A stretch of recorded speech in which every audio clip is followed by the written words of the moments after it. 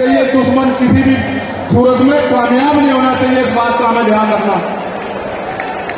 अब ये रैली करने की जरूरत क्यों पड़ी, ये आवाज उठाने की जरूरत क्यों पड़ी, इसके पीछे भी कई कारण हैं। और मैं अपने नेताओं से आग्रह करूंगा कि वो आज के बाद कमर कस ले और गांठ बांध ले कि जो प्रयास भाजपा आरएसएस के लोगों ने किया है हमारी एकता को कमजोर करने का, किसी भी कीमत पे वो एकता कमजोर नहीं होनी चाहिए। इस बारे में आप लोगों को ध्यान रखना। इस देश में वो लोग भी शासन सत्ता में हैं जिनकी आबादी लोकतंत्र में मुट्ठी भर है, जिनकी आबादी 85% है, वो इसी साजिशों के कारण एकजुट न हो पाने के कारण इस देश में गुलामों जैसी जिंदगी जीने के लिए मजबूर हैं। मैं बात कर रहा हूं शेड्यूल कास्ट के लोगों की, मैं बात कर रहा हूं शेड्यूल ट्राइब के लोगों की, मैं बात कर रहा हूं अन्य पिछड़े वर्ग के लोगों की, मैं बात कर रहा हूं मुस्लिम की, जैन की, सिख की, ईसाई की, बौद्ध की, तमाम लोगों की जिनको आज भारत में सम्मान की जिंदगी नहीं मिल पा रही। मैं बात कर रहा हूं महिलाओं की, मैं बात कर रहा हूं किसानों की, मैं बात कर रहा हूं मजदूरों की, मैं बात कर रहा हूं नौजवानों की। मैं पहले जो विषय है उस पर अपनी बात रखूंगा, फिर मुझे अपने दिल की बात आपको कहनी है। पहला जो विषय हमारा है जिसपे हम लोग यहाँ इकट्ठा हुए हैं, उस पर हम लोग क्या करने वाले हैं, सरकार से हमारी क्या मांग है, सबसे पहले उस पर मैं अपनी बात रखूंगा। हमारी पहली मांग यह है कि 1931 के बाद इस देश में सभी जाति धर्मों के लोगों की जनगणना नहीं हुई है। जब तक जनगणना नहीं होगी तो ये नहीं पता लगेगा कि schedule caste, schedule tribe, backward के लोगों को कितनी उनकी आबादी और कितना सम्मान उनको मिल रहा है, कितनी हिस्सेदारी उनको मिल रही है। तो केंद्र सरकार जल्द से जल्द जातिगत जनगणना कराए। जब तक जातिगत जनगणना नहीं होगी तब तक सबसे पहले स्पष्ट ही नहीं होगा जो आज षड्यंत्र किया गया है और कुछ लोगों को जानबूझ के उनके मुंह से कहलवाया जा रहा है कि इस जाति का हिस्सा ये लोग खा रहे हैं, इस जाति का हिस्सा ये लोग खा रहे हैं, इस जाति का हिस्सा ये लोग खा रहे हैं। मैं चंद्रशेखर आजाद आपको वचन देके कहता हूं, अपने बहुजन समाज के सामने जातिवार जनगणना कराइए, उसके आंकड़े सार्वजनिक कराइए।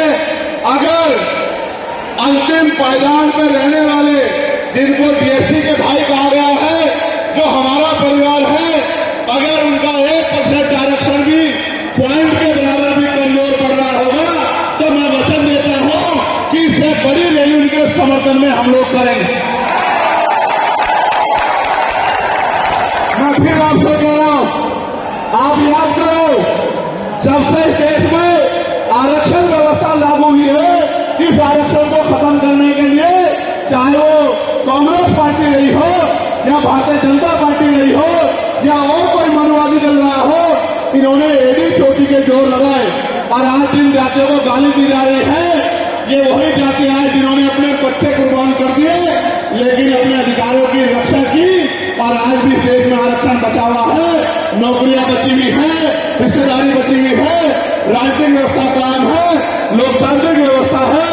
तो धन्यवाद करना चाहिए उन जातियों का जिन्होंने अपने प्राणों का बलिदान दे दिया, लाठी डंडे खाए, गोलियां खाई, लेकिन अपने अधिकारों को छीनने नहीं दिया। सब लोगों को उनका धन्यवाद करना चाहिए। लेकिन दुश्मन का ये षड्यंत्र है और दुश्मन बड़ा समझदार है। दुश्मन जानता है कि 2 अप्रैल 2018 के बाद में ये दलित समाज एकजुट हो गया था। जब दलित समाज एकजुट हुआ तो वो ये सोचने लगे कि इनकी एकता को कैसे तोड़ा जाए। आप और मैं जानते हैं जब हम मुट्ठी बनकर रहेंगे तो कोई हमारे अधिकारों को नहीं छीन सकता, लेकिन जब जब हम बच जाएंगे, एक उदाहरण के तौर पर बताता हूं, अगर आप झाड़ू की सिक्कों को इकट्ठा कर दोगे, वो सिक्के जो हैं एकजुट हो जाएंगे, उनको बांध दिया जाएगा तो वो सारा कचरा साफ कर देंगे।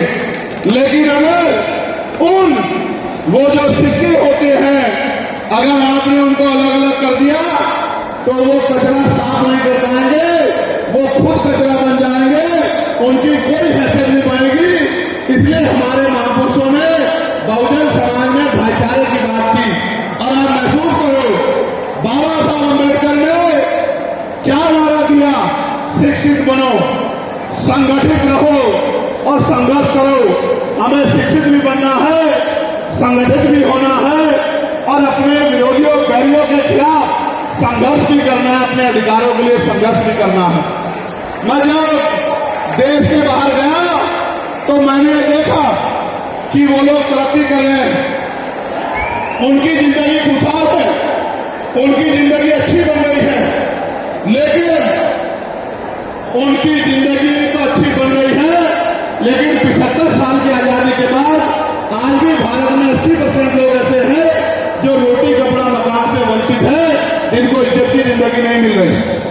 तो मैं देख रहा था, मुझे बड़ी खुशी हो रही थी, लेकिन जब मैं भारत की तरफ देखता हूं तो बड़ी निराशा हाथ लगती है। फिर ये महसूस करता हूं कि आज जो कुछ हमारे पास है वो हमारे महान पुरुषों की संघर्ष की वजह से है। अगर हमारे महान पुरुष संघर्ष नहीं करते तो जो आज हमें मिला है ये भी हमें किसी कीमत पे नहीं मिलता। आप जानते हैं, हमेशा आरक्षण के खिलाफ चाहे सुप्रीम कोर्ट हो या मनुवादी दल हो, सब लोगों ने आरक्षण को समाप्त करवाने के लिए एड़ी चोटी के जोर लगा दिए।